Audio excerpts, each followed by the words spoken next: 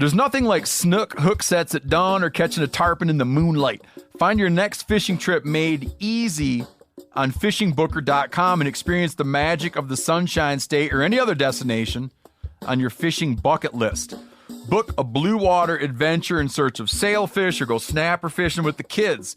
With over 6,000 captains and trips to choose from, planning your next one just got a whole lot easier. Download the Fishing Booker app on the Google Play or App Store, or visit them online at fishingbooker.com to book your trip today.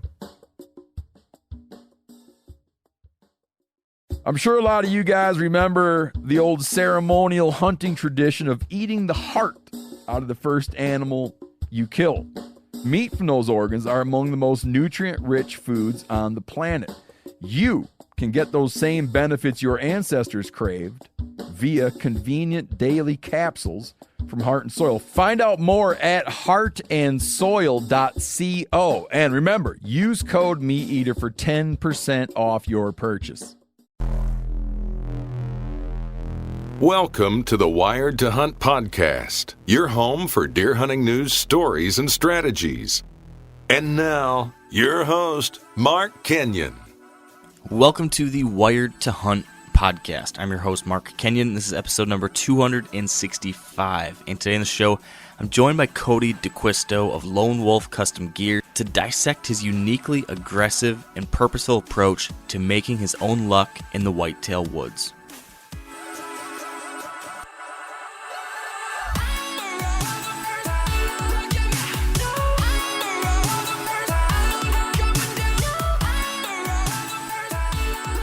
Hello and welcome to the Wired to Hunt podcast brought to you by Onyx. And today, as I just mentioned, I'm joined by Cody DeQuisto. Now, Cody, he's the son of Andre DeQuisto, who you might know if he's the founder of Lone Wolf Tree Stands and a very well-known and accomplished deer hunter. A little bit of a legend within many circles of the DIY deer hunting community. But Cody stands on his own as a tremendously successful hunter too. He's taken scores of big mature bucks, many, does it in this very aggressive, mobile way. And it's a style that's becoming increasingly of interest to folks hunting public land or private by permission spots where hunting pressure can make things tough. You've heard me talk about ways I've done it. You've heard my buddy Dan talk about ways that he does it, and a number of other guests we've had over the years. But I feel like Cody takes things maybe next level in certain ways. Very interesting style, and I wanted to pick Cody's brain for a while about this, kind of get the first-hand scoop on how he's doing what he's doing. So that's been on my radar, but earlier in January, Cody popped back up for me because Lone Wolf Custom Gear became the talk of the 2019 ATA show with a reviving of this brand and a whole bunch of new products that Cody and his dad have been working on. So this is kind of all the buzz over the last couple weeks, and it made me realize I really got to get Cody back on here. Now's a great time to chat with him, and finally that's what we've been able to do. We got it scheduled, we made it happen, and what we're going to do here today is talk a little bit about the new company, or kind of this new revitalization of the company and some of the new products coming out. And then we spend the majority of the episode then diving into a bunch of very specific examples of how Cody hunts and successfully tags so many different mature bucks.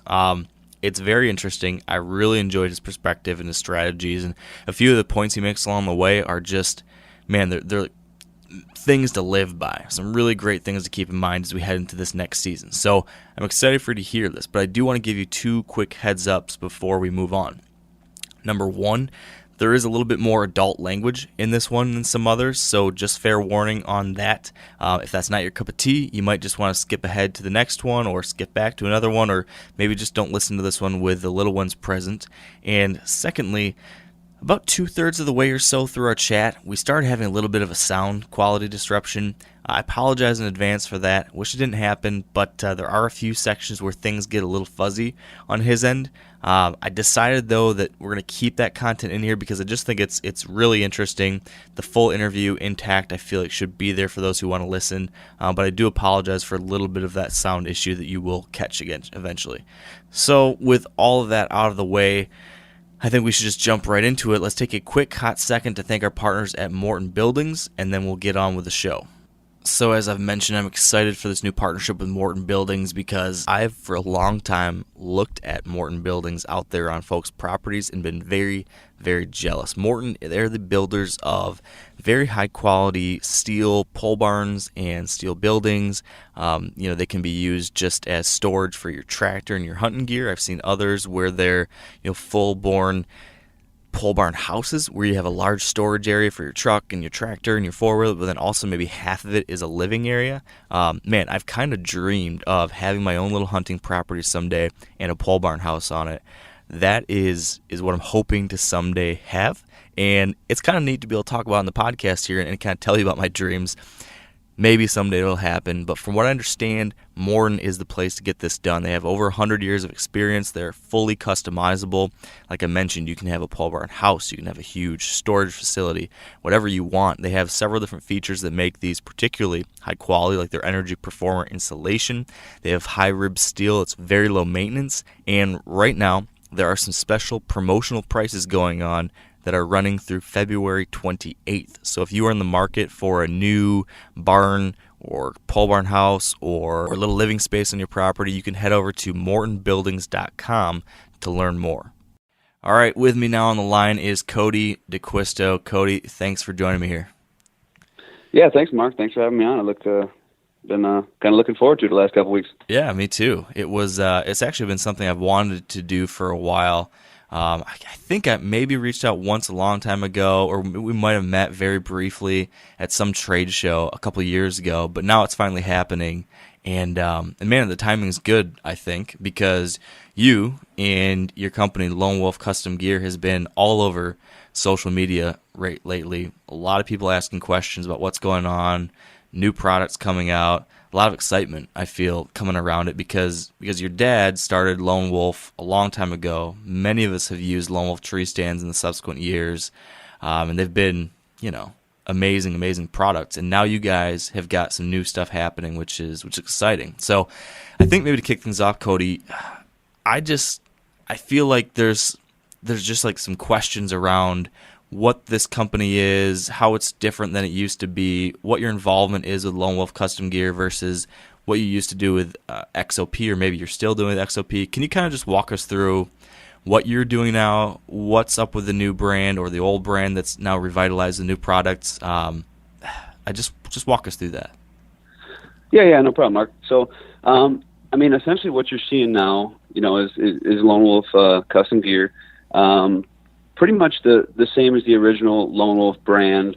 We added the custom gear because we branched out into a couple different avenues. So, it's always been obviously known for tree stands, climbing sticks, and that sort of thing. But now we have some cameras and some other products. So, but essentially what it is it's a family-based company or owned company that my dad started back in 1984 out of the garage in the backyard. Innovated and designed these tree stands and, spent a long time building that brand. And it's kind of been dormant for a while. There has been a Lone Wolf tree stands present for the last 10 or so years, or actually it might even be a little longer than that. Maybe 15 years actually. So, but what you see is a licensing agreement. So he built up his line of tree stands, climbing aids and stuff like that. And license those patented items as well as the name brand to a company, and sort of got out of the business for a while. And was, we always had the intent to relaunch the brand, and I think we were just kind of waiting for that right time. And this year marks the 35-year anniversary of the brand, so we figured it was the perfect time to launch that. Wow. And so with the relaunch of the brand, like you mentioned, there's a few new products coming out. You guys, I don't know how much you want to dive into it, but a new revitalized take on your tree stands, updates on your climbing sticks. Can you walk us through some of that stuff, and then maybe a little bit on the other products you guys have too? Yeah. So that's definitely a big thing that I'm proud of for this year. So what I wanted to do, when Dad and I started talking about the relaunch of the brand and kind of getting back into it, is really make a product, again, that catered to, our needs and guys like us, sort of like what happened back in the 90s when Dad, came up with that cast aluminum and patented that technology. So it's a little bit of different track, you would say, than what I've been doing with XOP. Trying to appeal to the masses, get a stand that is good for everybody, bring that cast aluminum technology, at a more affordable price, and just, kind of as an industry all around. So this is definitely dedicated to more of a mobile style hunter. So what we did is, we have a hang-on and a set of climbing sticks, but it's more than a hang-on and climbing sticks. It's a complete system. So it is a hang-on that completely eliminates all the little things that we were upset with or didn't work properly or function smoothly on the old models, and it integrates with the climbing sticks everything from transporting your gear to an efficient up the tree one time to get set up, lightweight, innovative features. So I like to definitely look at it as a system. One of the biggest things on this system is we're calling it like a frame pack feature. So what it is the seat actually locks into the casting, and it essentially turns your stand into a frame pack. So it's really cool. You have a nice shelf that can support whatever weight you want to put on it. You can pack game out with it. You can put your extra clothes on it. If you're filming, you're a camera guy, and you got all that equipment, it gives you a nice sturdy shelf to rest your gear on. And when you couple that with the new sticks that actually plug together like no other sticks on the market, they actually flush and they mount right to the stand. So you have a nice even shelf there, and you're not loading one side of your stand heavier than the other. So it makes for just awesome transport, and just ultimate like function. Yeah. Did I see that it's 7.5 pounds for the stand now? Is that right? Yep. The stand total weight is 7.5 pounds. We got 2 sets of sticks. We have a full length, like a 3-step, and that's right around 2 pounds, that stick. And then our compact size, it's a double step. That one fits right into the profile of the stand and is like your I'd say, maybe your more mobile friendly stick, with those guys who really want to get as compact and low profile. And that one's just a 1.5 pounds. Wow. Yeah, that's really, really nice to see. I remember even with the old assaults that I used to have, those were pretty darn lightweight, and I think those were still like 12 pounds or somewhere around that. So this is quite a chunk of weight knocked off that too. So for folks going really mobile, that seems to be a great option. Now, I've actually kind of added a little bit of a tweak to my mobile setup because I do a lot of this too, hunt a lot of public land, new spots, even on my private properties, and I started using a saddle this past year. And I saw you guys have got a saddle platform too. What's the deal with that? Yeah, so, and that's another thing that's kind of been, the whole, I feel like the industry as a whole has been climbing and edging back toward this like, it almost seems like it's getting more in a mobile type style than it even was to begin with. I think back then it was like, there wasn't mobile hunting, so the introduction of those stands made mobile hunting a thing, or at least more of a thing from semi-permanent models. And now it's like that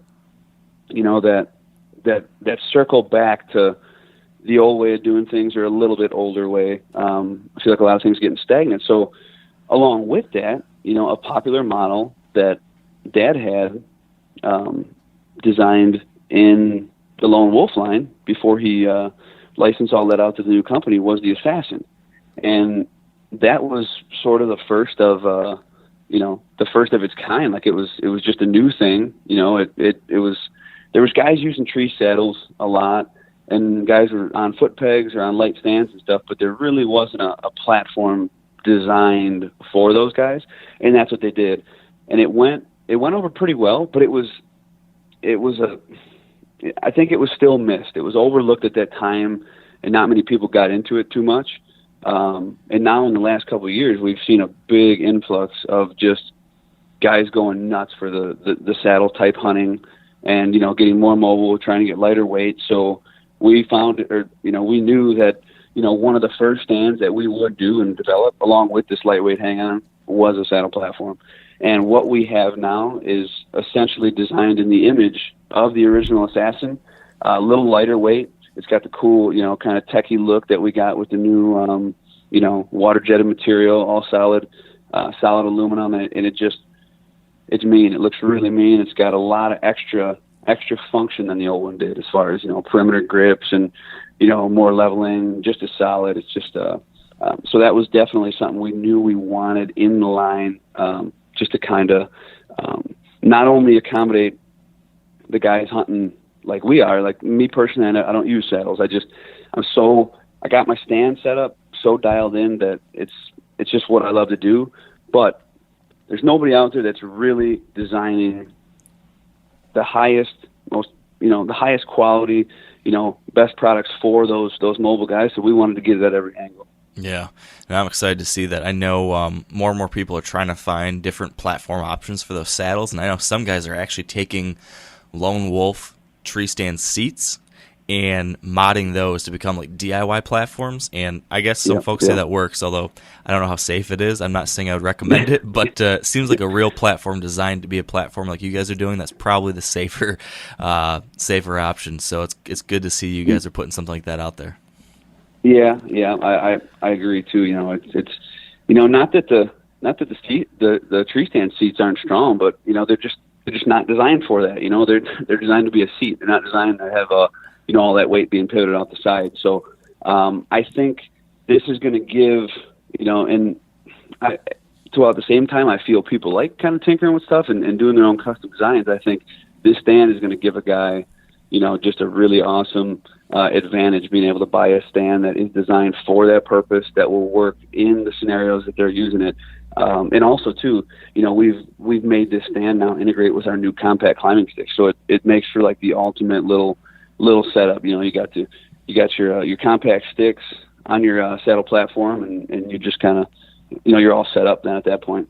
Yeah, I think those new sticks are something I'm going to have to try out here soon, because as I've been tweaking my mobile setup, trying to get more and more lightweight, I've still been using the old sticks. I've got a couple different pairs from maybe 8-9 years ago now, and it seems like there's definitely some options that are significantly improved, this being one of those. So I'm excited what you guys are up to, Cody. It looks like some really cool things, and I guess before we move on, the main thing I do want to spend a lot of time here talking about is why you and your dad are so well equipped to put products like this together, because of your hunting success. But if people do want to learn some more about the new gear you guys are out, where can they find that online? You can go to www.lonewolfcustomgear.com. That has a lot of info on all the new products to come. We are still populating that website. It's kind of it's a process, and we're still, working on all the final models. We're going to open up, a lot more information here in the next couple of weeks. But you can get some good info there. You can sign up for the newsletter and figure out, or get any inside scoop on all the new products. Awesome. All right. So your dad started Lone Wolf. I think that it was basically him who started Whitetail Addiction TV too, and had a lot of folks that kind of learned from him as far as, how to hunt, like Adam Hayes, people like that I think a lot of us know about today. So I feel like there's a lot of history that you probably grew up around with the things that your dad was doing. How did that impact why you hunt? I'm sure there's a lot of ways that impacted how you hunt, but growing up in that, how do you feel like that affects like your why still now? It's a good question. I guess going back to the beginning, I mean, coming up in that sort of circumstance, I think, and to that point, like you mentioned, I got into hunting right when, kind of the whitetail addictions, started being a thing, right when filming your hunts was getting more popular and all that. So, when I had a bow in my hand, I, from the start, there was always a camera on me, and it was kind of it's kind of weird at first. But honestly, to tell you the truth, I think at first it sort of turned me off. Being, I guess, in a sense, having such big shoes to fill. It was maybe, a little bit here and there. I didn't really get bit by the bug at first, and wasn't pressured into it. So once I did become just obsessed with the sport, and I seen that, I developed that passion that I seen all these other guys that I was always surrounded by coming up, and not people that I came up with, but just Dad, the guys he hunted with, like you mentioned, and I think that's when I really just kind of went full bore, and being competitive, I always had that urge, like I gotta get it done, so it was sort of just I don't know if I'm even answering the question. I think I'm No, you're fine. It's a tough one because I feel like it's one of those questions that a lot of us don't really have to think about very often. Because why do you hunt? Well, we just hunt because it's what we do. It's what we love. So it is kind of surprising sometimes to sit back and try to think about it. But I thought it might be interesting just given kind of the context that you came up in. I mean, to what you mentioned. Go ahead. Oh, sorry. Yeah.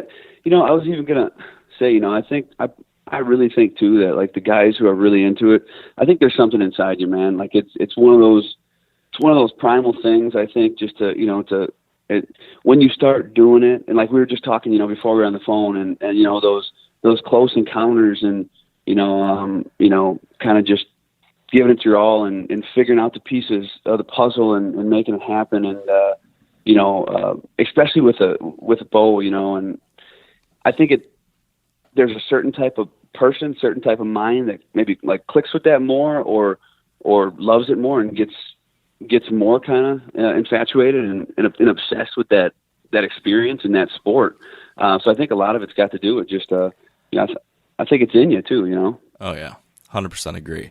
That chess match, it just can just get you going down the pipe, and you can't stop. I can definitely relate to that. So I've been kind of keeping tabs on what you've been up to lately and how you hunt because, without needing to refer back to your dad too much, he's someone I was paying attention to for a long time. And then when I saw that you were doing some of the same things, but doing them in your own way and having a ton of success, that was really intriguing to me. So I think I've got an idea of this in my own head, but I want to hear it from you.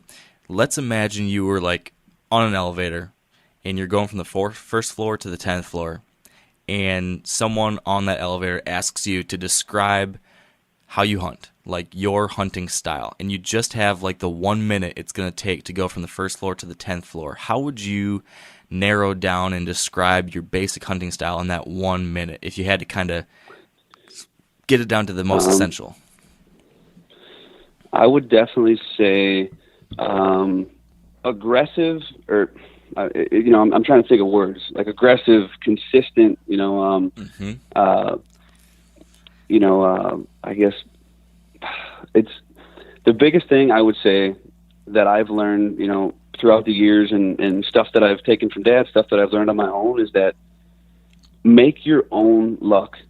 Luck is not. I mean, you can get lucky. If you go out in the woods and you think to yourself, okay, I need to make this happen, like that, don't let anything come to you, bring yourself to that situation. That would be like how I hunt. That's how I look at it every time. Okay, hey, I could sit on this field edge and wait, but I'm not going to do that. I'm an impatient person. I'm like, okay, I need to find this. I need to find what's going on. I need to get myself in the right spot so I can get the job done. So, I would definitely think, more of aggressive, kind of go style, and just the opposite of lazy. Yeah. I heard you on another interview say that you don't get out just to get out. Like you're not ever gonna sit somewhere just it's a Saturday, I can hunt, so I'm just gonna sit in this tree and hunt and see what happens. It sounds like that is never what you're doing. You are always hunting somewhere for a very specific reason at a very specific time because you think you're going to kill right then and there. Is that an accurate summary? Yeah. No, I mean, that right there, that is the goal. Going into the season, I tell myself, okay, you need to be on it, and I'm not going to say that I've never sat somewhere that I didn't, there's definitely times that I have gotten into a tree for no reason and just sat there to be out in the woods. Like, well, you're not going to kill one if you're not out here, and then I sort of smack myself in the face, and it's like, you could be doing way more than this to be successful. So just, get down and go look around or start surmising a game plan. So, it's just like the whole thing with kind of, when we talk about mobile, it happens to me all the time. I'm not going to say it doesn't. Sometimes I get caught up in old stuff, or I get caught up in waiting. And then as soon as I'm just really good at checking myself out of it, and noticing when I'm doing those things, and then I immediately change. So, to your point, yes, I want to be every time I'm in a stand, I want to know that, either the deer I'm after or a good deer that I think is, in that area could die, and if I'm not in that spot, I just, cause I think a lot of it's mine too. And if you're not in that spot, and it may sound wacky, but you're sitting there, if you're all negative in that stand, like, I just don't think anything is good that's going to come from that, Yeah. I mean, some people, it does happen sometimes, but I think those guys who are getting, that luck and just by chance killing a good one it's a completely different story. Yeah. Now I gotta imagine that in order to be able to put yourself in those kinds of positions during hunting season where you're that confident about being in the right spot for a specific deer or for a specific reason, I imagine there's got to be a lot of work that leads up to that moment that makes it possible, a lot of scouting and stuff. We're right now talking in late January. Postseason scouting is obviously a hot thing as we get here into February, March, April, as snow starts melting, different things like that. Can you kind of walk me through what kinds of things you're going to be doing in the coming months to start laying that foundation? What, specifically are you doing? I definitely do a lot of shed hunting, but to be honest, even like shed hunting, I'll look around, I take note. A lot of times I shed hunt pieces that I already hunt, so I already kind of know what was going on late season, or I know what was going on early season. And I honestly hardly ever shed hunt like new pieces. I think that would definitely help me, and I'd definitely be looking at, all the sign that happened during season on those shed hunts, where the horns are. I've heard a lot of good things of, killing deer where you find their sheds. I've never really personally correlated anything specific to that. Like, I mean, I know a lot of guys who they use that as a big piece of the puzzle. When I'm looking for sheds, I'm more so looking at trying to get, okay, this deer, is going to probably be a shooter next year. The area he's in late season, I'll probably surmise that much. But as far as late season and this time, picking up horns, I guess, I always take note of where deer are feeding in fields, where I see them when it's really extremely cold out, where, all that kind of stuff. Trails pop up, you got highways that start when you got deep snows and those sort of things. But as the snow melts, I think it's a really good picture before it greens up and everything becomes just, covered up, to see what happened that late last season, if that's the stuff you're looking for. Yeah. So is that the kind of stuff you're looking for, or maybe what I should say is, when's the most important sign for you? Like, when do you really try to scout? Is it just in season? As soon as I get the bow in my hand and I'm ready to kill something, that's like my, it might be different than a lot of other people and how they go about things, but I've went through in the years of like, I'd say coming into my own as a hunter and really figuring out my own style and how I do things. I tried to do a lot of summer scouting. I tried to do, all those things, like, I was out there, setting up stands after the season, or, to where I seen, good bucks in that area, late season. And then like, oh, this is a really good spot late season. Let me set this stand there. Or I'll go find where they're, a nice hot creek crossing in the middle of summer, and I'd set up the stands on there. And to whereas I killed good deer, the following year, and it definitely helped. I honestly think it hurt just it helped to know general patterns and stuff of the land, but it never really paid off like it does for me walking into the woods. As soon as I know that I can go figure something out, as soon as I know I can really go after something, finding out what is going on at that exact second. I've hung stands late season on deer before, and those deer never made it next year. And so a stand that I was banking on, thinking about last year, that big 8 with the split 2-2 was coming out here last year. He's probably going to be around here. I'd make all these, I'd surmise all these, things that I was thinking of, like, okay, he's probably going to be right here. And I'd be figuring it out, and I'd think that I was getting ahead of or I think I was helping myself for next season. And then next season would come, and, that deer might have, not made it. Might have got a rack infection, or he just wasn't there for some reason, or got poached, or, into where, and then, the summer sign, these deer are frequenting this. Well, as soon as they come in a hard antler, boom, the pattern changes. They're eating something different. They're, they got more testosterone running through them. They're just not as lax as they are in summer months. So I just really started focusing on, I take that stuff into account, and I do it here and there. But, like, to me, it's like, it's like sitting at that race, and when that freaking gun gets fired, that's when I'm like, boom, what is going on? Where's it happening now? How do I kill something? I try not to think about that stuff. Well, yeah, they were there late season, but who gives a shit? Yeah. That deer was here in the summer. I got pictures of him on velvet. I hear that from a lot of guys. I had pictures of them all summer on velvet right here, and they're hunting right there when the season opens. Instead of going to look for the sign, figuring out exactly where that deer is now. Well, I stopped getting pictures of him 3 weeks ago. Well, then why are you hunting there? Yeah.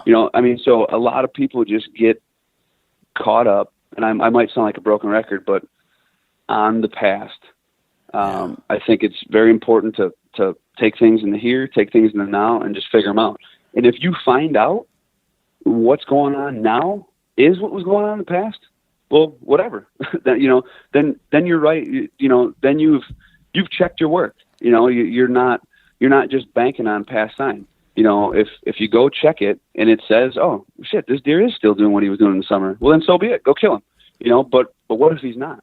Yeah. Why commit to that? So, I don't know. I feel like I might have even went off on a tangent, but that's sort of how I feel about the a lot of the summer stuff. And another thing too, I really do think that these deer, I don't think, I know these deer make bigger gains, and they're more susceptible to be killed if you leave them alone, and you're not tromping through the piece that you plan on hunting, and you're not doing a lot of that. Although I think they might take a little bit more of that at that point in time, because it's not so, I think the summer everything's more lax. Nothing's really like, being hunted or whatever. But I do think that's a big thing as well. And it's a big advantage to, like, if you know you got some good deer on the 40 you're hunting, stay the hell out of it. Let them have that. Let them hang out. Let them grow their racks in a stress-free environment.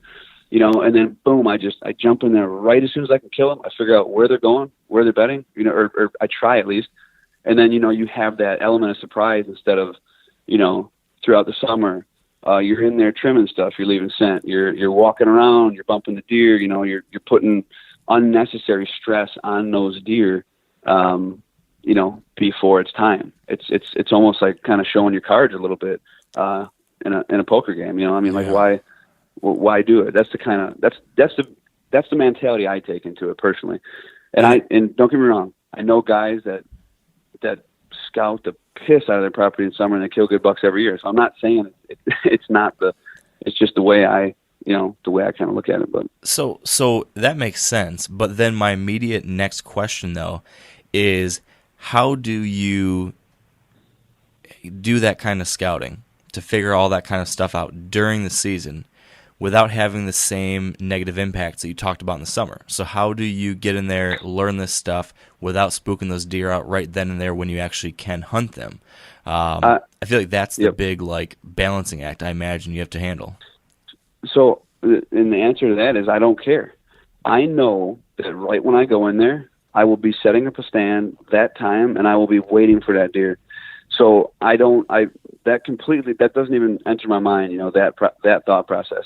A lot of guys, I don't want to go in there because I'm going to ruin it. Well, I don't think like that. I go in there, I have to go in there because I want to kill him, or because I want to kill that deer. Now, to that point, if I know if I'll look at aerials, I'll surmise where I think if a deer was in that area where he's coming out to feed, or whatnot. And I'm not going to go tromp right in there the first day. I mean, you can find out a lot by, scouting an edge where deer aren't bedding or edge of a food source and hanging a stand. And you know damn well you can be in a spot where you can kill them. But my mentality on that is simply, well, as soon as he finds me out, I'm going to be in a position to kill him. So I don't care. Right, because when he's having that aha moment, you're slipping an arrow through his lungs, right? Yeah, that's kind of that's definitely the game plan. I mean, if you can sneak in there, think about it. That deer has never been tipped off of you. You haven't been scouting that place. You haven't been leaving any. He's been there, doing his thing the whole time. You come in, you find him, and you're immediately hunting him. Instead of coming in, finding the spot, you scout around, oh man, this would be a good spot, and then you hang a stand, you leave it. That deer might even start to kind of stray away from that area, or at least I think that, if you're doing that stuff months before the season, and you're going in there, and then a lot of guys will hang camera, it's like right on their stand that they hung, and then they'd be checking those, even though they only check them like once a month. But any messing around in there, I just think, if and even if he's there, if I know he's there, I'll get the hell out.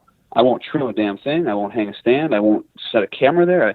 If I know, what do I need 500 pictures of him for if I know he's there and I plan on killing him the opening week of the season? So that's just kind of the way I look at things. I don't, it's, I don't know. I also, I don't know if that makes sense, but it does. It does. I hope so.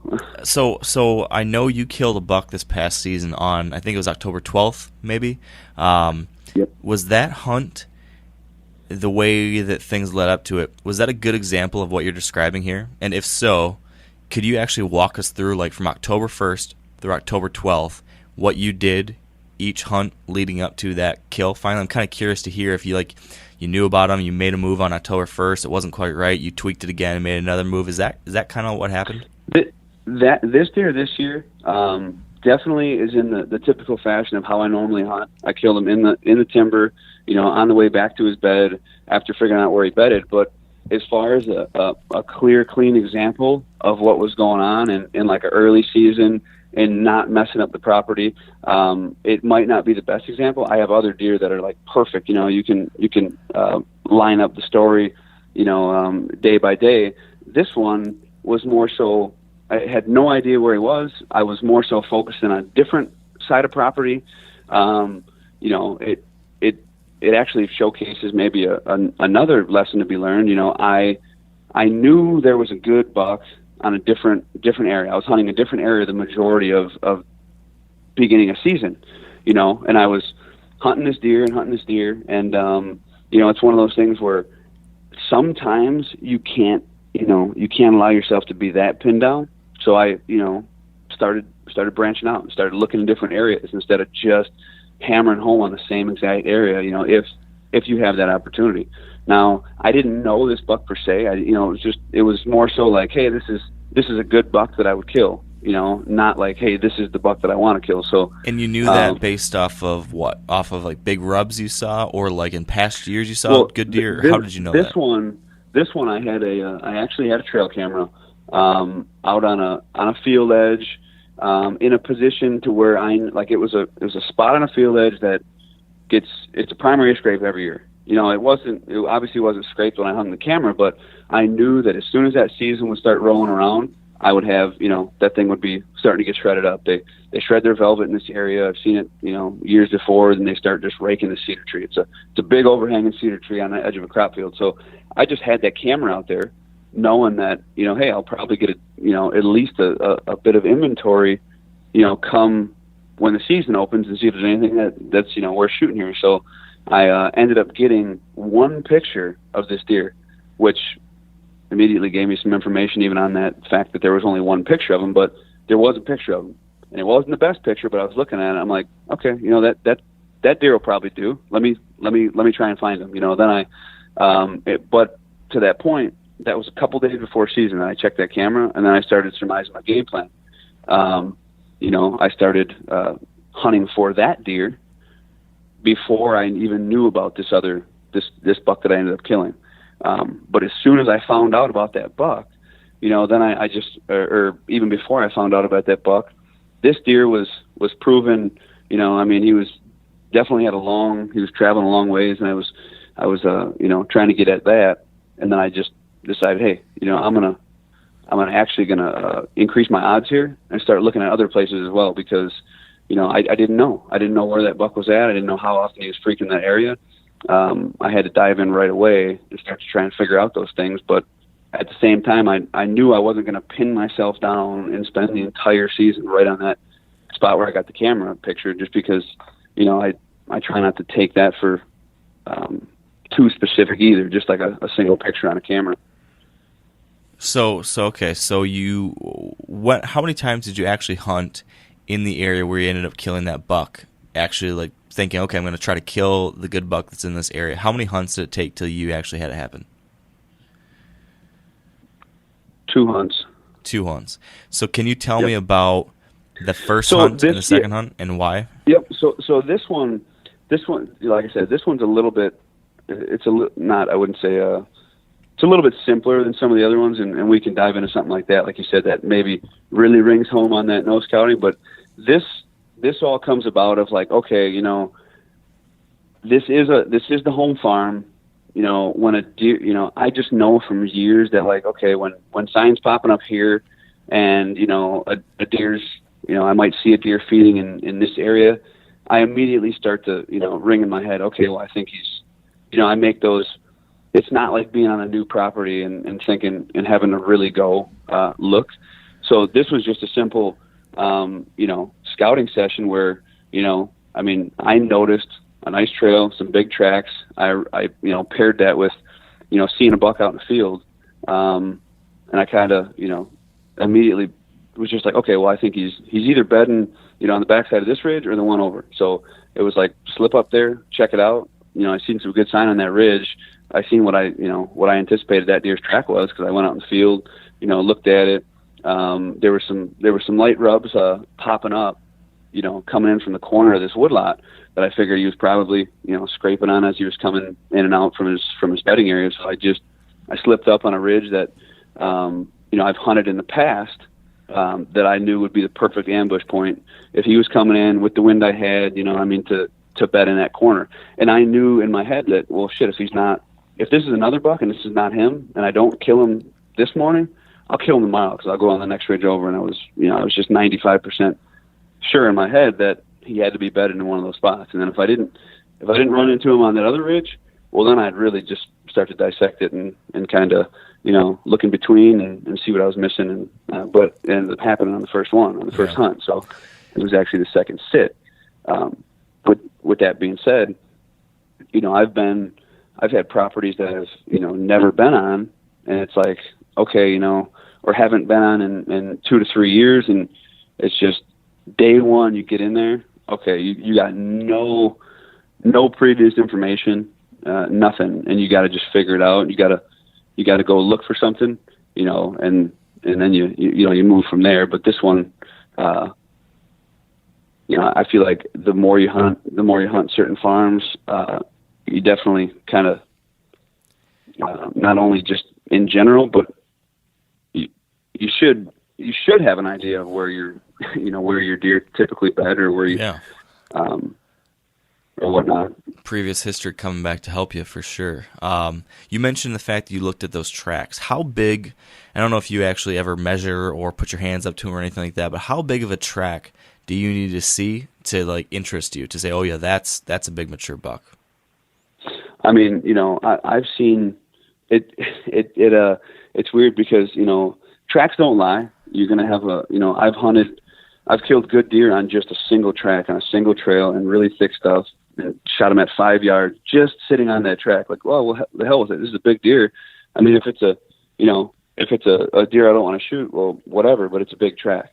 So I do like the track thing. A 4-finger track, I think, is a tank. Yeah. There's definitely deer that I've shot that are some of my biggest deer, over 170, that didn't have a big track though. So I mean, they're just younger deer. So you can't go wrong with hunting big tracks. If you got big tracks, you got big deer, you got old deer. So I mean, it's nothing wrong. This deer had a pretty good track. I didn't measure it. I seen it and I'm like, okay, that's a good buck. It was it was nice and wet. It was sinking real deep into the mud. It was good size, splayed quite a bit. And, and that leads me to even the rubs I found. It's not like I found, trees of this buck that were, 20 inches wide that were just shredded to shit. I mean, these are little sapling type trees, that I think was just casual, rubber to the bases and stuff like that. So, I mean, I've hunted, I've found areas in cedar thickets that were just shredded. I mean, you'd think like the trees in there were freaking huge and then high and all that stuff. And, you got to figure it out. You hunt them. I've had, 135, 145 deer walk in like, oh man, you're thinking this thing's got to be a 180 inch buck, like the way this place looks. So, I mean, a lot of that can be deceiving, but that's where you got to stay on it. And, I mean, when I seen that, I knew 100%, just where he was in the field, where the track was, where the deer typically bed, where I thought he'd be bedding. It was just, it was all there. Yeah, I feel like that is the secret sauce kind of that a lot of people struggle with is, maybe they figured out, okay, I need to be mobile. I need to move in, try to find this hot sign or whatever that's going to help me know where to hunt right now. But actually saying that is a lot easier than doing it, like knowing the sign that's worth setting up on. So I'm kind of curious, you alluded to some other examples of past years where you have kind of done this from the get-go, started out early season and worked your way into one. Is there another example you could walk us through where you did that? I'm kind of particularly interested in like what specific sign led you to do X, which led you to do Y, which led you to kill that deer. I know you killed an opening day booner back in 2015. Is that a good example of that? Yeah, I mean, that was a place that I hadn't, hunted in a couple years. And I was actually, I was on the road in, I think it was Kansas, and I was hunting in Kansas, and I had never hunted in Kansas before. So I was just, turning and burning, hunting finding out as much info as I could, hopping and all that stuff. And it was real early. It was real hot. There's a lot less sign out there. It was different. It was a whole different ball game than what I was used to. I like thicker, more, stuff like that. So opening day I came, so I had already been, kind of, in that mindset.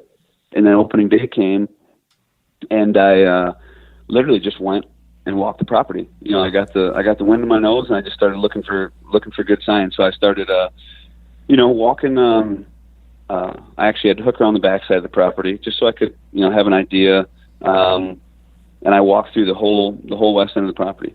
And my goal right when I got there was to, okay, I'm going to go set up a spot that I think I can kill one on in the morning. And I'm going to then, go hop in a spot for the evening just to see what's going on. So, I ended up, coming up a creek and, finding a little rub line, going up the side of a hill, definitely, was piquing some interest, but, I went more so, I was more so trying to find where I was really trying to kick up a deer, honestly, is what I was trying to do. And normally I think I had about 4 days. So if I typically would have went there and I was there for as long as it takes, or if I, had a couple weeks, I don't think I would have done this. I would have probably started off in a more of a, outside the timber approach, but it was one of those things where I didn't have a lot of time and I knew I only had a few days. So I went with the sole intent, in my mind to kick up a buck. So, I got the wind, like I said, in my favor, and started scouting these ridges. And now there's a really thicket on the map and I've killed deer around it in the past, so it was one of those things where, I did know that some stuff was going on there, but I literally ended up able to sneak up on this buck, and I seen him bedded. I could see a rack in the, he was in really thick briar patch. I'm talking like just super gnarly, and I seen him, and I'm thinking, okay, all right, well, immediately in my mind, I'm thinking this buck's dead. So I then purposely, like, kind of was even loud about it. I sort of jogged toward him, like just got up, sort of jogged toward him. I didn't sneak up on him. I just, I wanted him to know I was there on his own accord and get away safely. So I kind of just, jogged in his direction, got him to get out of there. I looked around. I found a couple beds in the spot that he was bedded, and I did not think deeper into it. I literally set a stand. I pulled up my phone. I seen what the wind was going to be the next day. And I said, okay, it's going to be a north wind. So I looked at that area where he was at. I found some tracks around there. I seen kind of some trails that were coming into that. I surmised where I thought he was coming from, and I set a stand up for a north wind. And I literally walked out of there in my mind. Okay, well, that deer's dead tomorrow. Let me see if I can find a better one. So I went down, walked across the entire other side of the property, went to my truck, grabbed another tree stand, and then I went out and I actually hung a stand on the south end of the farm. Completely opposite end. I didn't want to mess with anything that buck I thought was going to be doing tonight.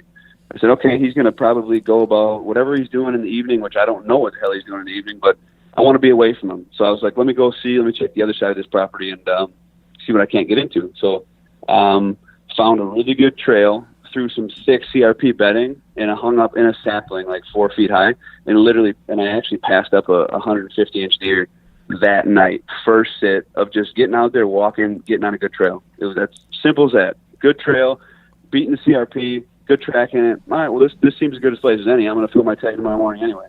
So, that was kind of the thought I had in my mind. Hunted there, that one night, backed out.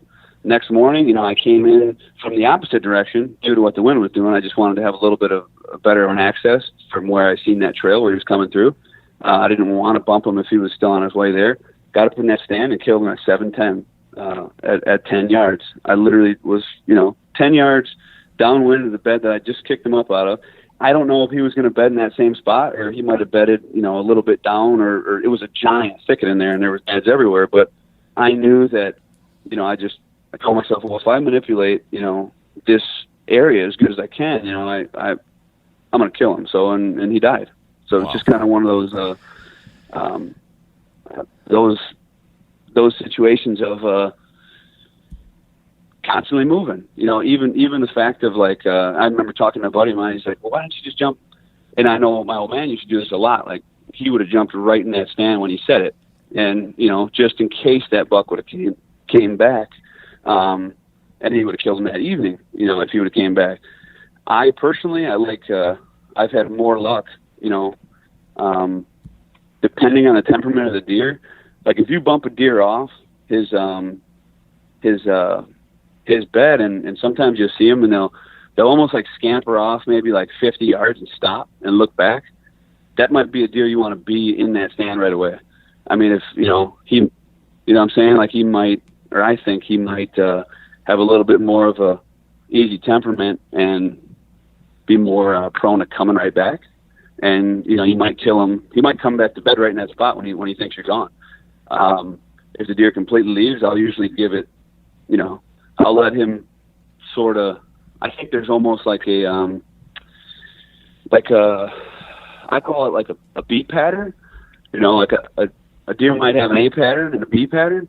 If he runs into danger, he might resort to a B pattern, and then when he feels like it's all legit and copacetic, he might circle back to his normal activities. So in my head, I'm categorizing, this deer. I mean, this deer took off. He was gone. I mean, like a bat out of hell. He seen me and ran, So I'm thinking, okay, well, I'm going to let him. He's probably going to bed up somewhere else, God knows where. Maybe go about a different evening pattern, but I think he'll probably cycle back through and come back here. So I gave that one an extra day, and it proved it proved to be the right choice. Man, so this is the infamous bump and dump strategy that that I've heard a number of people talk about, but in particular your dad, I think has kind of gained a little notoriety around that. I feel like the kind of the crux of pulling that off seems to be setting up properly for that hunt, that next, like how do you actually set up on the bed? So I'm kind of curious, what's going through your mind when you bump a deer, you know it's a buck you want to shoot, when you make that decision of which tree to set up for? I know you mentioned in this case you looked at the wind direction, but can you provide any more detail as far as, did you try to set up within range of the trail or a specific bed, or did you think about how the buck might approach when he came back the next morning or anything like that? So yeah, I think that you mentioned the bump and dump, and that's something that the old man coined, and I think people years ago thought that was like something completely crazy, and that goes along to where some guys like to be in there right away, some guys wait.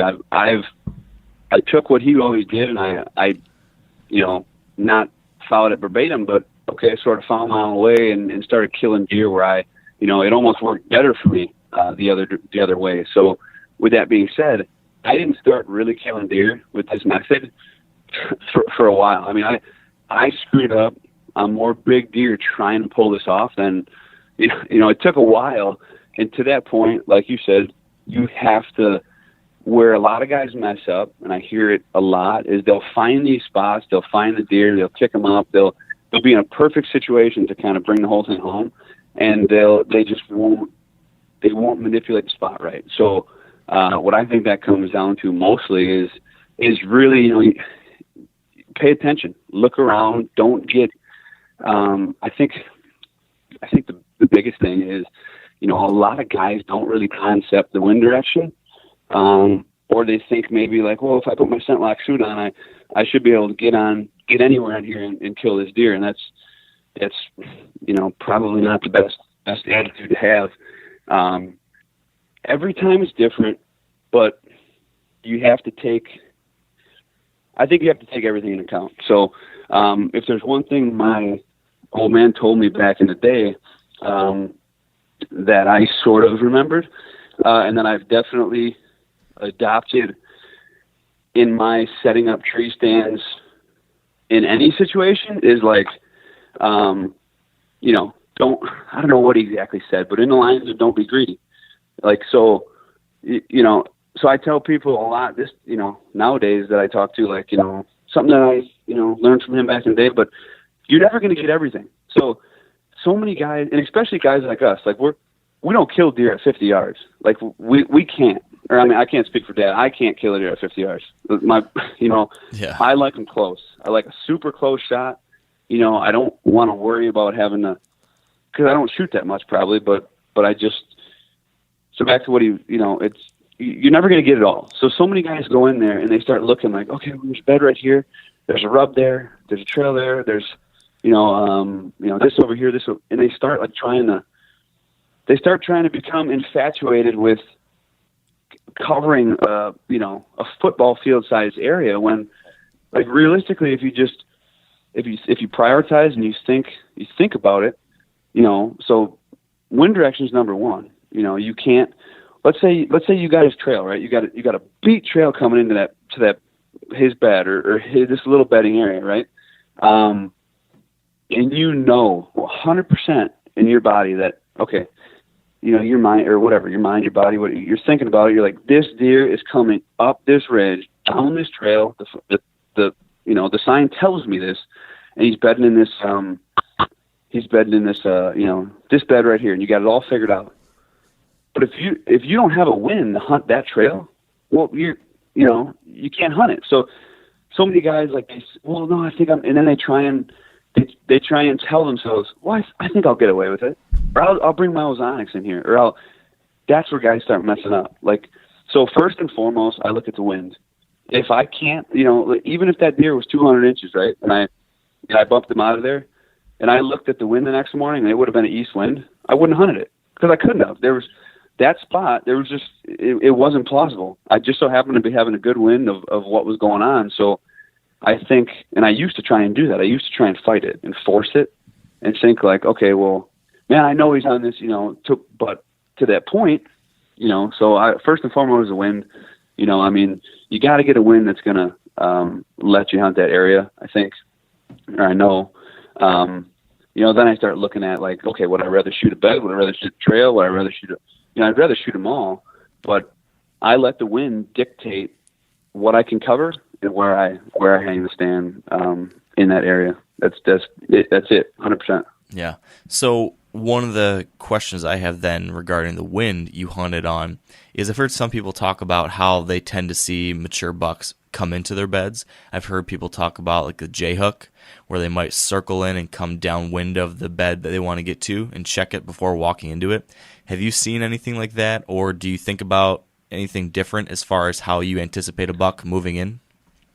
I've seen that, but I don't even think about that. Like I have, I always keep that knowledge in my head about like, okay, well, deer typically do this, or big bucks in the past have done this, or but I very rarely try and sum all bucks up into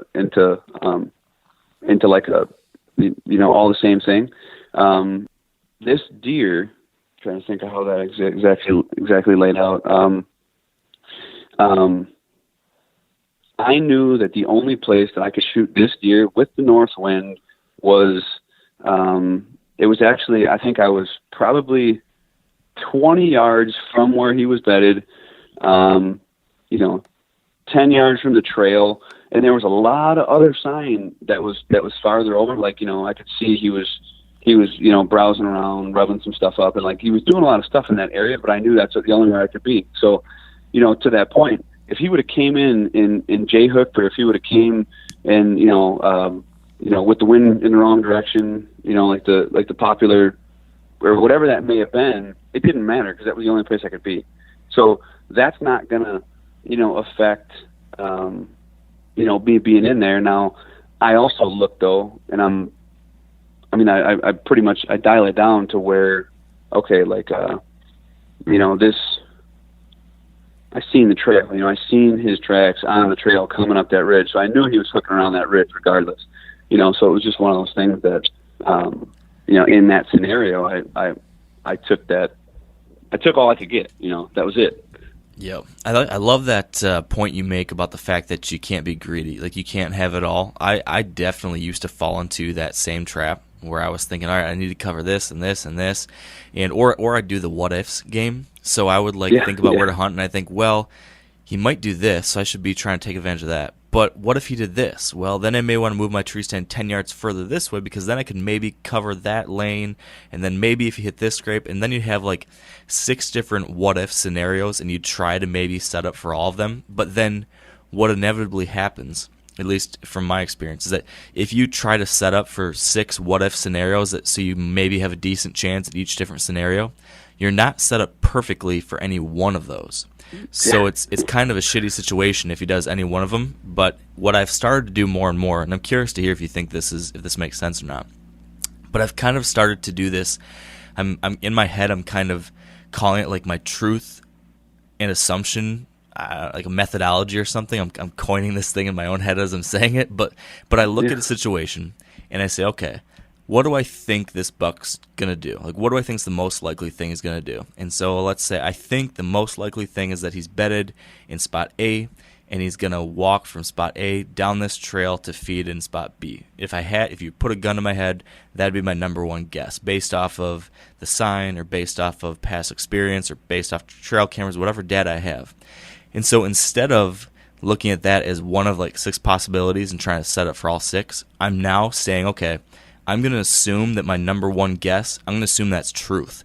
Like, that is what's going to happen, and then I make all my decisions assuming that's a truth. So I'm going to set up perfectly for that one thing. I'm going to access perfectly for that one assumption. I'm going to, everything's going to be for that one scenario, and I'm kind of finding that that's working better, because most of the time you're going to get it wrong anyways, but if you set up perfectly for one scenario, every once in a while that scenario does happen, and then you end up having the perfect situation to get a shot versus, never ending up getting the perfect situation because you're always setting up for 6 what-ifs. Does that make sense at all? No, yeah, 100%. It's sort of like, I kind of have the same philosophy on stuff like for how my stand is set up. Like if, I might be covering, a trail and a scrape or whatever, and there's the opportunity to get more, but I have to like set my stand just a little farther over, and I know that shot will be a standing shot. This one, I don't even do it because like I kill majority of my deer with this. I always put, I'm sort of definitely I wouldn't say OCD per se, but like there's a thing, there's a way I like to do things, and it's always the same. And like, majority of the time when I kill a deer, I'm sitting down and I know exactly where he's going to be. So I'll cut out a lot of access stuff that I could cover just to have my stand in that perfect direction to where there's minimal movement and I'm ready to kill like in that position. Like I love shooting sitting down in all my stands. I take that into account. So I start to, like you said, you got your your A route or whatever your stand is, but that's what I'm picking. That's what I'm setting up on. If I hunt there, and my wind's good, and he does something else, well, I'll kill him the next day, or I'll move on to the next day. I'm ready to rock. In that scenario, it's just one of those things where, okay, now if that deer comes in, he does what I think he's gonna do, he's dead. Yeah. It's not like one of those deals where like, oh, well, he could come in behind me, and then all of a sudden you don't realize it, and then he's behind you at 15 yards, and there's no way you can stand up, turn around. Like I never want to have that happen. Like that's the worst. Yeah. That's the worst feeling in the world, or even just never want to get handcuffed, man. I've been handcuffed in the past, and I told myself like, nope, it's not happening anymore. Like it's just, I'd rather miss one, and I have missed a lot. I'd rather miss one, just clean, and being right on the money than something stupid like that where you can't even get a shot, and you never even knew, you could be dead, but you didn't. You tried to be a hog, and you tried to cover too much area, and you didn't set up right, and you didn't think it out. I think it's very important for these guys, even too, like when they're setting up stands, or anybody, think it out, man. Like think about your thought process. Think about where that deer's going to come from. Think about what shot you're going to take. Think about when you're going to draw. Think about like a lot of that. There's all this scouting process and finding spots and setting up stands. And then there's even more to it. It's like some people do all that and they do it great, and then all of a sudden they crumble when the deer shows up. So I think having that in your mind, knowing what's going to happen, knowing you're going to kill, knowing when you're going to kill, like all that really makes a big difference. Yeah. Those little details, they matter. Oh yeah, for sure. So speaking of little details, drilling in just a little bit more on this specific kind of bump and dump type scenario. When you get in there, you've figured out, based off the wind and a little bit of the area you can see, you figure out the right tree to set up. And do you worry about doing any kind of trimming once you get up to the tree or anything like that, or do you say, okay, I'm just going to hang the stand right here and now and not touch another thing because I don't want to leave my scent anywhere or mess with it anymore? What's your balance there? So just like I was saying before, I got my certain way that I do it. So I'm going to pick that tree to where I can get in my position and I can be ready to rock, in that seated shot, across the left shoulder. Like that's just what, or my shoulder. That's the way I do it. So if I got to freaking cut down if I got to cut down a tree the size of my leg to make that happen, I'll do it. Like, if obviously if I can, if I'm on a piece to where, just because I know I'm going to be there waiting, and I don't care. I'll send to that freaking area up crazy as long as I'm there for anything to come back. If I know I can't get in there, well then I'll sneak the hell out. I'll get out and I won't mess around with it. But your first shot's your best shot, and odds are by the time they realize, oh shit, something, this is not the same place, unless odds are you're gonna have dad if you do it right. So taking this tree stand setting up question a little bit further, then can you just walk us through in general how you actually go about setting up your mobile stand, whether it be whether it's a bump and dump or just a regular hunt you're sneaking in to set up your stand and hunt that day, like the exact specific scenario? Like you set your backpack on the ground, you hook up a rope. Like what exactly do you do from the moment you pick your tree to the time you're up in it? Okay, so this is this is how I go about it. Now I'm going to go through it how I'm going to use like even our new setup, which makes this completely and a game changer. Completely different story now with how this works. So, typically I have my stand on my back, sticks on the stand, pack set up, straps to that, bow in hand. I always pretty much have my bow in hand. So, what I will do when I find that spot, I will, take that stand off my back, and, with the intent of that being the only time the stand comes off my back is this first time. Take the stand off my back, I take the bag, put it on the ground, and I hook my tow rope up to my bag and my bow. So my bag and my bow are sitting on the ground. I take the sticks off my stand, and I put the stand back on my back. So now I got my stand on my back, bow, and the bag hooked up with my tow rope. So then I start at the tree. I usually put about, depending on how high I need to get, I might start out with a couple screw-ins or whatever, or just my sticks. But I put the first 1 to 2 sticks on the tree when I'm on the ground. One at that stepping level, and then one as high as I can reach. And then I have the last 2 sticks, or 3 or 4, on my stand, so I can reach right back and grab them as I'm going up. So my goal is to get up in one shot. I don't want to come back and down. Now, if I'm setting up something that I'm not going to hunt for, a couple days, I won't even, or I'm not going to hunt until later, I won't even drop my bow, or I'll just leave it there. I'm not too worried about getting up there in one shot, but if I'm going on like a hanging hunt, I definitely want to get up there once. I don't want to be sweating. I don't want to, have any, have it be, kind of more difficult than it needs to be. So, go up with the sticks, hang the stand down, then I get my stand, set it, and then I can pull all my gear up, so it's that one shot up. Cover, I'll definitely look for cover over anything. I don't hunt high. I'd say 90% of the times I'm between 8 and 15 feet, and more so even, I'd say if I had to pick a height that I was at, like if I had to pick one height, it'd probably be, majority of the time, maybe 10 feet, 12 feet. If I'm in a bottom and I need to, get away with some, the thermals or whatnot, or if it's something I need to get real high, I'll get as high as I need to. I'll get 20, 25 feet sometimes, but I would rather be low than high any day. So is that simply because it allows you to get up faster and with fewer sticks, or is that because, you just don't want to be high, or is it because of the better shot angles, or, why are you doing that? I think it's everything. So I like, less equipment on my back at all times is definitely a plus. You get up quicker. There tends to be more cover down low. Shot angles, nothing's better than a, 10-yard shot and you're just a couple feet higher than deer. It's sometimes you get real high and you got those increased angles and it's a pain. But I truly believe that there's a spot in there. It sounds weird. You might think it's kind of the opposite, but I feel like there's a spot in there to where you're not like eye level, but you're not up in a tree. And it's almost like this little money zone that I feel is like it's like a miss. Now, don't get me wrong. When you hunt this high, you gotta have your wits about you. You gotta be stealthy. You can't be swinging your freaking head left and right. You can't be, playing Pac-Man 100% of the time. You gotta be ready to rock, and you gotta know what you're gonna do. But like when you're at that height, I almost feel like they look through you. Like they're not.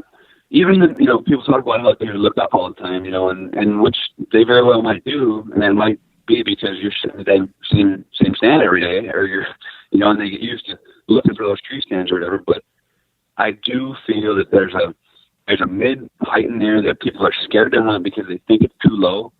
But I 100% think like that's a better height to be at. I feel like there's less association with danger at that height, and it's. So I feel like it's kind of in every aspect, I just like to be especially if you get some cover, man. If you get some like real gnarly cover that low, I mean, I think that's the most invincible, like cedars, like those, not real mature cedars, but man, 10 feet off the ground in a cedar tree. Oh, dude, that's like what death should look like in the dictionary. I mean, it's yeah, it's hard to beat that. So then that brings me to trimming a little bit more on the trimming aspect. Are you then in a situation like that, leaving as much cover as possible and just trimming out a lane to your one best spot, your like A location, or do you try to have multiple shot opportunities available too? Like, how do you balance that?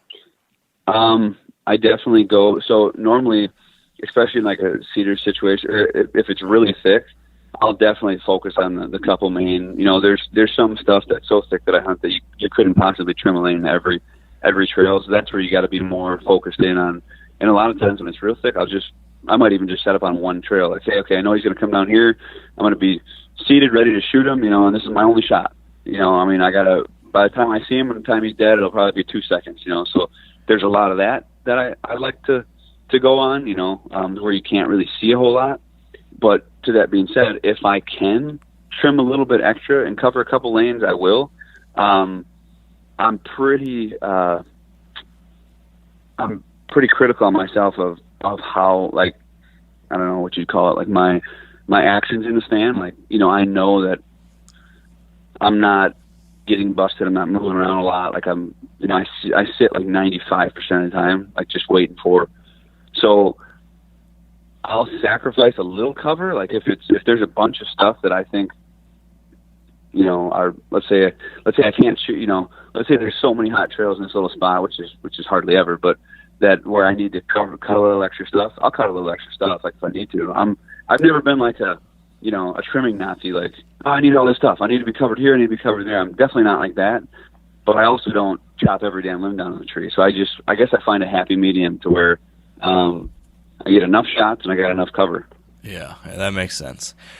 So this whole way of hunting, sneaking in with a stand on your back and sticks, like you alluded to earlier in our chat, like that's become a whole lot more popular over the last, 5 years or so, give or take.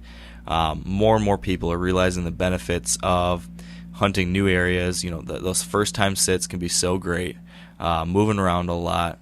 So with so many more people kind of taking this approach, and you having, a ton of experience doing it, also having learned from your dad, who was one of kind of the pioneers in this kind of hunting, when you see or hear all these other people trying this kind of hunt, what do you see as being the most common mistake that you see people making or hear about people making? Like, is there anything out there that just makes you cringe when you hear about other people trying to do mobile hunting in certain ways? Yeah, I think I think what makes me cringe is when people fail to notice the obvious. So with my biggest, and the whole reason why I never really even talked to anybody about hunting, and I'd always get questions from people. I've always done trade show, and people, oh, you've killed so many good deer. Like, why don't you talk to? I've never wanted to give somebody information and then have them take it wrong and mess up or something and be touched or anything. But when people avoid to realize the obvious, like, so my biggest fear is, like, even this podcast, people will listen to this and everybody will go out and look for that deer on that bed, and like that's the only thing they think of in their mind. Like that's, and I've had even buddies like this too, so it's like, they go out there and they hear about this, they've heard about the bump and dump. They hear about, oh man, he's been doing like, a revised bump and dump. It's a little different. He's got, like they take what we said and, oh, he's got the B pattern, and that's what I'm going to do. I'm doing that. Right. And they go out into the timber with that only thing in their mind, and they avoid the obvious. Like I've seen it happen. I've seen guys so infatuated with finding a bed or killing a deer over its bed that they overlook just low hanging fruit. And that right there is what really drives me nuts, because and here's a perfect example. I was hunting a couple of years ago with a guy I'd never hunted before, and I was seeing a buck that I knew was coming out to a certain egg field and feeding, and it was just like one of those. And he kept saying, well, why aren't you going to kill that buck? Or why aren't you going in there? Or I'm like, I'm not going to go in that. Or why aren't you going to find his bed? Why isn't he dead yet? And I'm like, dude, I'm not going to go hook up his bedding routine. And if I can kill him on this field edge, like, he's literally coming out to this field. As soon as I get that west wind, I'm slipping in there. Like, it's one of those things where so many guys then they get so infatuated with the one way of doing things. You got to keep your eyes open. You got to be open to all aspects of it. If I'm looking for a bed and I find a hot trail, I'll stop. I was looking for his bed, but shit, this is a hot trail. Let me jump up here and see what happens. Like, I'm not gonna go start just going nuts if I don't have to. So I don't know if that makes sense, but and then to that point, I think that deer died 3 days later on a field edge. And I don't kill a whole lot of deer on field edges, and I'd rather kill them in the woods. But man, like, what, there's no need to make things harder than they need to be. Same thing with scrapes. It's like, okay, well, you got a scrape that's getting pounded. Let's say you walk by it every day. That thing is getting pounded every day, and it's just getting hammered. Hunt the damn scrape. Some people like they got like this thought. Well, I can't. They think it's too easy. They're like, oh, well, I can't just hunt. He's not going to come to that scrape and shoot in daylight hours. Or, you hear the old fabled tale of not fabled tale, but you hear the tales of like guys shooting bucks right by the parking lots in public grounds. Sometimes people are so, don't get me wrong, yeah, the deeper you can get and the farther away from people you can get is good. But some people overlook that completely obvious sign that is right at the parking area. It's just and they see it, and they think in their head, oh, it can't be. It's right next to the parking area. Well, I promise you it is. Like, this sign ain't lying to you. It's not fake, So I guess, yeah, that may be a long-winded explanation of it, but overlooking the obvious, I'd say. Yeah, man, that's such a great point. And it's you kind of brought up something that I'm sure we're all guilty of to some degree, which is, right, you hear these kind of rules sometimes in the hunting world, like, don't hunt scrapes because of whatever. Lots of people have shown research that it's just nighttime activity now, or so much of it's nighttime activity. Or say, don't hunt too close to parking lots. Or, there's all these kind of maxims out there that many times maybe are true, and so they get talked about a lot. And then that, though, becomes like a rule that some people have, and it becomes a real negative if you're never willing to color outside the lines sometimes. If you're not willing to see what you said, like the obvious sometimes, or try different things, or be willing to be flexible, you're going to miss out. And, one example of that, and this is something that I fall into this myself quite a bit, is the popular notion that hunting mornings in the early season or in the late season is something that's maybe not recommended in a lot of cases. And so I've been someone who said that often, at least in my scenarios. I found like, man, it seems really risky a lot of times to go in there in certain situations, and maybe the upside isn't as high. So because of that, I don't hunt a ton of mornings. Now, I know, though, that there's certainly scenarios where it can be great. I know you're a guy who does really like those early season mornings. Can you kind of walk us through why that works for you, and why that's one of those rules that maybe shouldn't be so set in stone always? I don't know, and I think I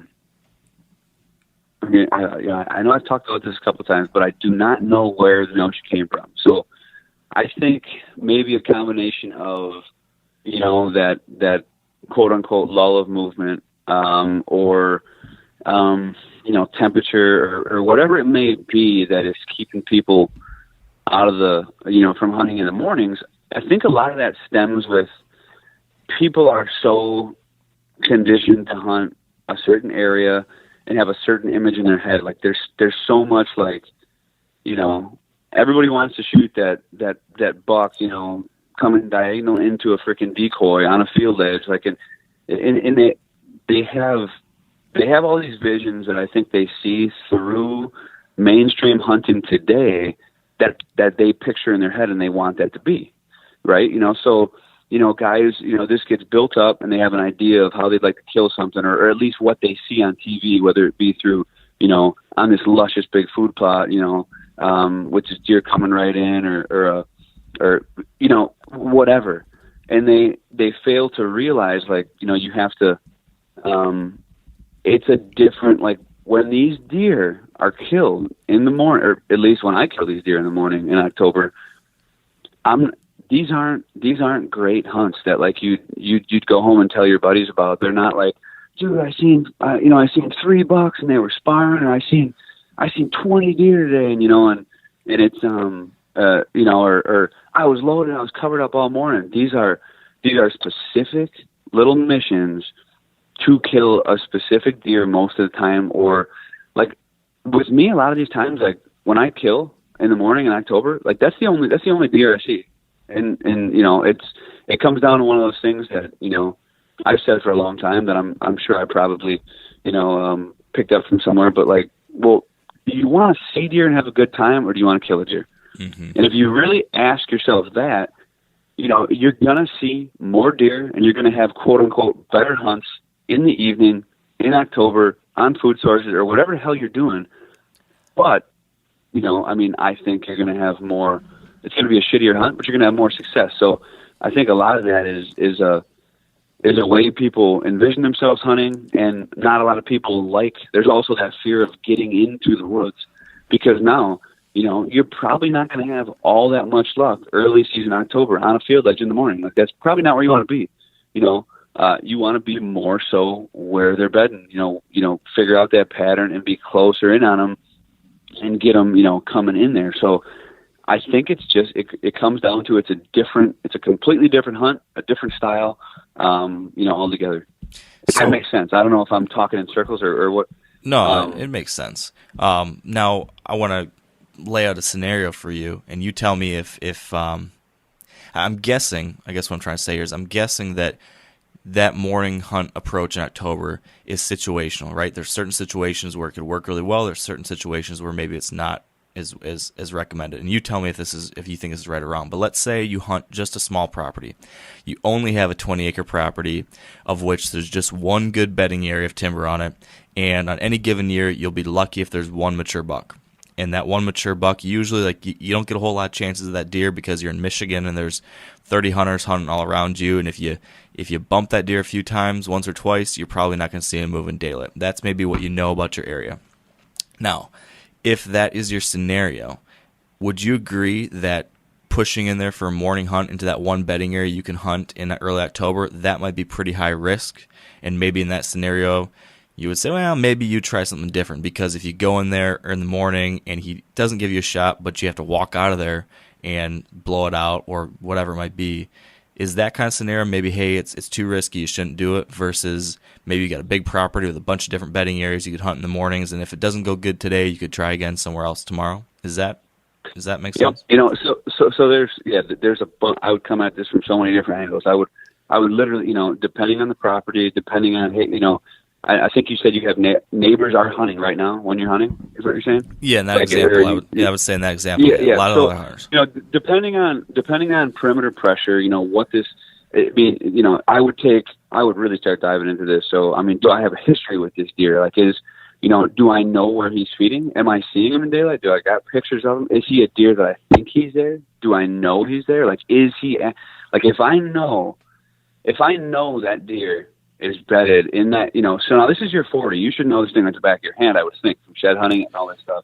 If you have that idea of where that deer is on that 40, and he's bedded there, and you, like, maybe he's going out to I don't know where he's coming out, but, that's where I would calculate, okay, well, here's a chance, like, is this deer a world record? Like, and if I bump him and he runs to, like, I know there's a guy in a tree stand,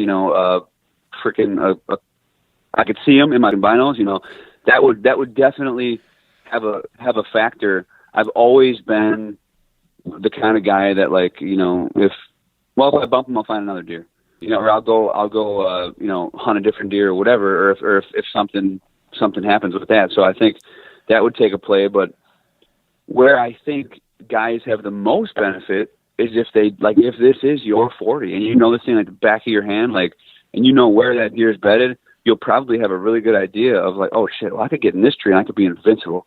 How's your access? If you got to run through the bedding area, or access would play a big factor. I do not think I would be able to resist going in and hunting that deer in the morning. I think I would do that immediately, and I think 8 times out of those 10 I'd probably come out with that deer.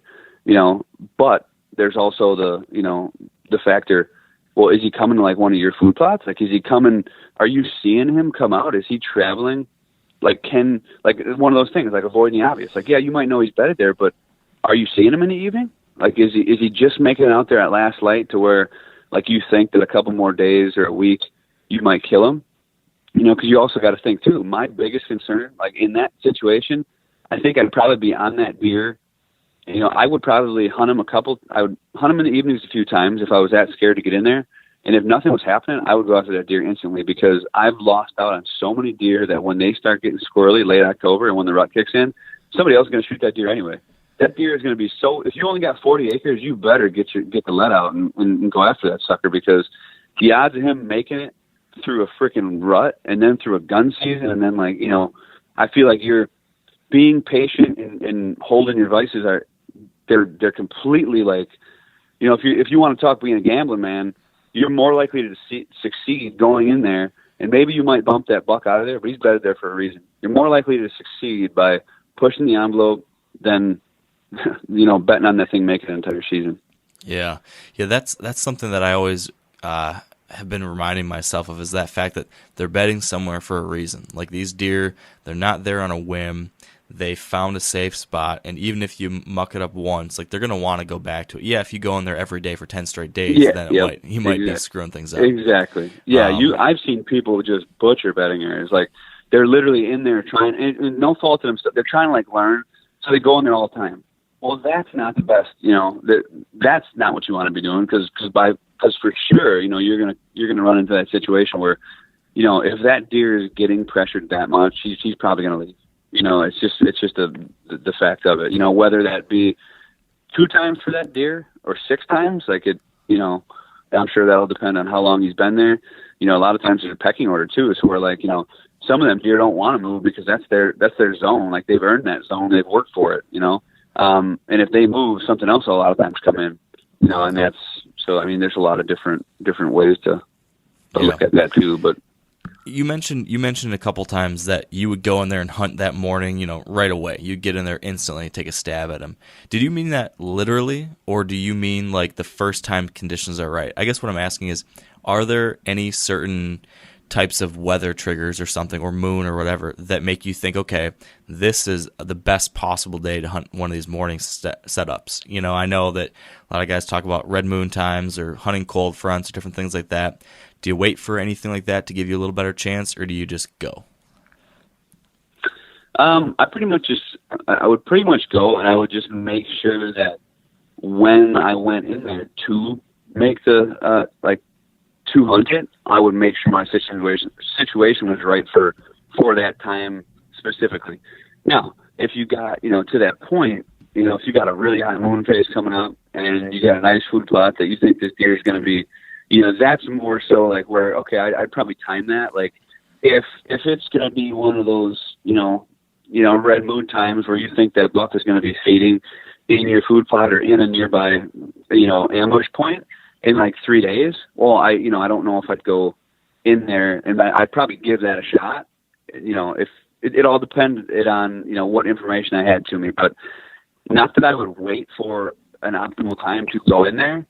I would just make sure that when I went in there, I was completely right for, that comes back, on the property. If I look at it and I know where he's bedding is just completely shit with east winds, well, I obviously wouldn't go in there then. When I had east winds coming up, or if I had any sort of east, I'd maybe make sure I had the best wind for that spot. And it really makes it a lot better. And you can really think about it more when you know the area. Like, if you literally set boots on where you think he's bedded, well, then you can really formulate a game plan. And you might, if you think he's so, dead set in that area, you can wait a couple of days. Like, okay, hey, it's going to be chilly this morning. I'll probably be on his feet a little longer in the morning. I'm going to slip back there, and I'll catch him a little later coming to his bed. So yeah, I would definitely, use things like that to my advantage. But I also like to never let that stop me from hunting like what I know. That's one. It comes back to avoiding the obvious. I do believe in the moon phases, right? So I mean, I watch the moon. I take that into account. In no way or shape or form do I let that dictate, everything about my hunt. I have killed great deer on field edges when that moon phase was saying, to be in the bedding area at the exact time. So it's just, and vice versa. I take it into account. I take into account that, okay, they're going to be more likely to be feeding at these times, however that works, the gravitational pull or whatever it is making them, more likely to want to do that as a whole. But nothing beats that sign. So if like that, that sign's there and what it goes against the moon phase, well, don't tell yourself, oh, well, the moon phase says this, so I can't be hunting this right now. Like that's just, I don't get that for sure. Yeah, I think that makes a lot of sense. It can be a helpful tool, but if you, just like anything, kind of a lot of things we talked about, right? There's a lot of different kind of tips out there or things that usually this is the case, but if you ever get too deep into any one of these, you start missing out on the obvious things that are all around you that you need to be taking advantage of. Exactly. There's so many things that, like, this guy might kill deer and he's a moon advocate through and through. This guy might kill deer, all these big deer, and he's a bedding area killer through and through. And then, you got another guy over there that only hunts field edges and only hunts them on a southeast wind and only hunts them when the goddamn, certain rare flowers bloom. All those things might be great, but it's like where a guy, I think, has to take those things in, and figure out, figure them out for himself. Obviously being in the woods helps, but it's just like to that point, like, I've, everybody's got their own style, but to be open and to be able to adapt, is where you're ultimately going to be the best hunter you can be. And I think experiencing those things, like, you're better for them. Like, you go through those, you're constantly learning, and you got to keep a constant open mind. If I see something that, like, is against everything that we've been talking about, like on this podcast, next year, I will completely throw everything out of the window and go to what I'm seeing, what is true, what is real right in front of me. So I think that's if there's something where I think, because I've been in that situation before too. Like I've a big deer that I killed a couple of years ago. Like I started seeing sign like right on this road, and I'm like, and I literally see it, and I'm like, you know what? And I was thinking, like, could that be him? Could that be this? This big buck that I've been hunting? No, he wouldn't be out here. He's too smart for that. He wouldn't be out here. And then until I slapped myself in the face and was like, who says he? Like, what, maybe that's the smartest thing for him. Maybe this is where he, and I hunted it, I hunted that, and then 4 days later I ended up killing that deer. It's just one of those things where you got to pull yourself out of that, making assumptions and pigeonhole and everything. Yeah. If there's anything I've learned from, running this podcast over the years, it's that there are so many different ways to do this thing. And you got to stay open to new ideas and try things out and learn as you go. If you get stuck in a rut, I mean, that's one of the worst things you can do. Exactly. Yeah. So we're running up on time here. I'm gonna, if I don't catch myself here, I'll sit here talking to you for 6 hours, and your day is gonna be shot. So I want to just wrap it up with a couple quick final questions. If you had to do a really quick self-analysis and think through what your biggest weakness is as a hunter, because we've talked about a lot of things that make you successful, why you've done so well in the woods, but is there anything that you could pick out that might be a weakness of yours that maybe has hurt you a little bit at some point? As a hunter in whole? Yeah, as a hunter. Not. I think I get so caught up in. There's probably two things that come to mind right away, and one would be falling back into that. I think it's natural for everybody, and it's a big thing I preach because I know it's one of my weaknesses, and that's why I try and tell anybody who's interested in listening to not do it, and that's dwelling on the past.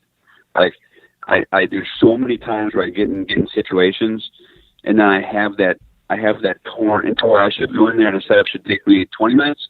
It ends up taking me 40 minutes because I start to replay old highlight reels in my head and think about that slammer that I killed at, 10 yards out of that tree. And, that tree I set up before. It's ready to rock. I don't have to trim anything. Like, it's right in the area. And like I said, I kick myself in the nuts again. And I'm like, what are you doing? That's not the tree this year. The tree this year is 6 trees over. Like, don't be lazy. Get your ass up in that tree 6 feet over and get it done. And that, I think, that is a big, that's probably one big thing. And like I said, I try and, I consider it a weakness, not that I do it a lot, but it's constantly in my head. So it's something I constantly beat myself up for because, I think it's natural to think about things like that. The other thing would be, probably what I'm going to focus on now, more so spending more time on the archery end of things than the hunting end of things. Like, it's weird, you talk to different people and you see, like, where, you can see where their time is spent. And, like, I'm so much into the hunting and the chess game and the figuring out that I'll consistently create opportunities for myself the entire year. But, it's like, dang, I should have been shooting more. Like, I didn't follow with that shot. I didn't follow through with that shot. So I missed him, or what, a lot of that kind of stuff. So I think maybe, on the back end of things, one of my biggest weaknesses is not looking at, all the aspects of it, like just archery. Like, dude, man, get techie with, or, get familiar with your bow a little bit, get to know this, get to know that, do a little bit more. I'm so, like, just hunt, scout, like, and it's, not a place I really put a lot of my time.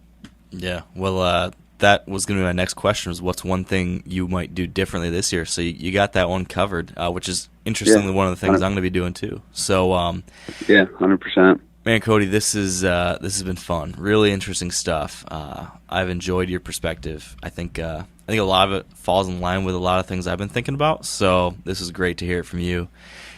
If folks want to learn more about what you guys have got going on with the gear and everything, you want to give us that website address one more time? It's www.lonewolfcustomgear.com. And we're also on Facebook and Instagram. We just started those pages as well. So we're going to be posting stuff on there. That's pretty much will be the main avenue for the products. Also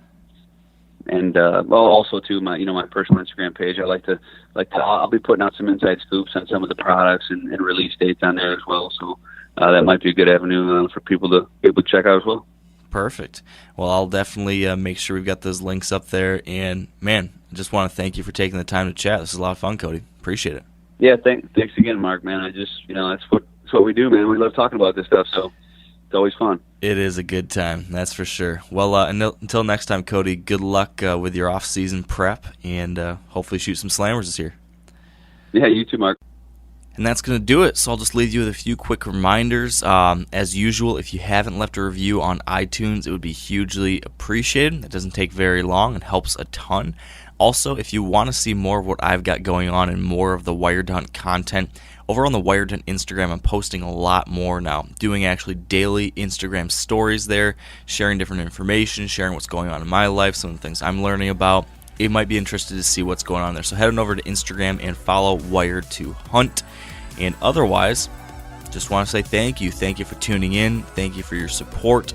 And until next time, stay wired to hunt. I'm sure a lot of you guys remember the old ceremonial hunting tradition of eating the heart out of the first animal you kill. Meat from those organs are among the most nutrient-rich foods on the planet. You can get those same benefits your ancestors craved via convenient daily capsules from Heart and Soil. Find out more at heartandsoil.co. And remember, use code MeatEater for 10% off your purchase. You ever get that feeling the walls closing in, the concrete jungle suffocating you? You crave some wide open spaces, the chance to connect with nature, maybe in a spot all your own. Well, head over to land.com. They've got ranches, forests, mountains, streams, you name it. Search by acreage. You can search by location. You can search by the kind of hunting and fishing you're dreaming of. Land.com It is where the adventure begins.